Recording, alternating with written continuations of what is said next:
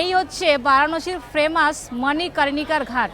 আর এই মণিকর্ণিকা ঘাট হলো একটা প্রাচীন মহা শ্মশান। কথায় বলে কি যদি কেউ এখানে দেহত্যাগ করে বা দাহ করা হয় তাহলে নাকি তার আর পুনর্জন্ম হয় না। বহু মানুষ এখানে এখনও খালি ওয়েট করে আছে কখন তার দেহত্যাগ হবে এবং কখন দাহ করা হবে। কেন না মোক্ষ প্রাপ্তির জন্য এখানে বহু মানুষ স্নান করছে, বোট রাইড হয় গঙ্গার ওপরে। আর উল্টো দিকে রয়েছে রত্নেশ্বর মহাদেব মন্দির, যেটা রাজা মানসিংহের একজন সেবক তিনি তৈরি করেছিলেন মাতৃঋণ থেকে মুক্তি পাওয়ার জন্য। তো তার অহংকার হয়ে গিয়েছিল কি আমি মায়ের ঋণ শোধ করে দিয়েছি, কেন আমি মন্দিরটা তৈরি করতে পেরেছিলাম। তো যখনই তার অহংকার হয়েছে অলৌকিকভাবে এই মন্দিরটা দেখো বেঁকে গেছে। মন্দিরটার অর্ধেক অংশ কিন্তু জলের তলায়।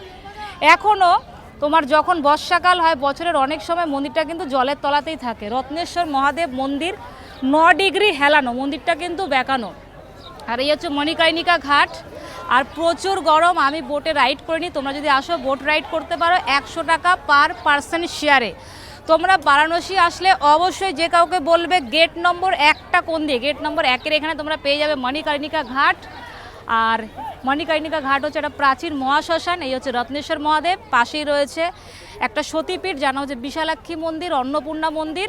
ব্যাস তোমরা বারাণসী বাবা বিশ্বনাথ ধাম দর্শন করে তারপরে তোমরা এগুলো দর্শন করতে পারো। এখন চলে যাই, কিছু খাওয়া দাওয়া করবো। প্রচুর গরম, মোবাইলে ভিডিও করতে পারছি না, পুরো একদম হিট হয়ে গেছে। এখানে দেখো স্নান করছে অনেকে, আবার গঙ্গার জলও নিয়ে যাচ্ছে। দেখো মন্দিরটা পুরো বেঁকে আছে। অহংকার পতনের মূল। মায়ের ঋণ কখনো শোধ করা যায় না, মা বাবার ঋণ। ভেবেছিল কি মায়ের ঋণ শোধ করে দিয়েছি এই মন্দিরটা করে, মন্দিরটাই পুরো বেঁকে গেছে একদম। ভাই চল। এই যে প্রচুর মানুষ এখানে গঙ্গার জল নিয়ে যাচ্ছে। এদিকে আবার স্নান করে জামা প্যান্ট ছাড়ারও জায়গা রয়েছে।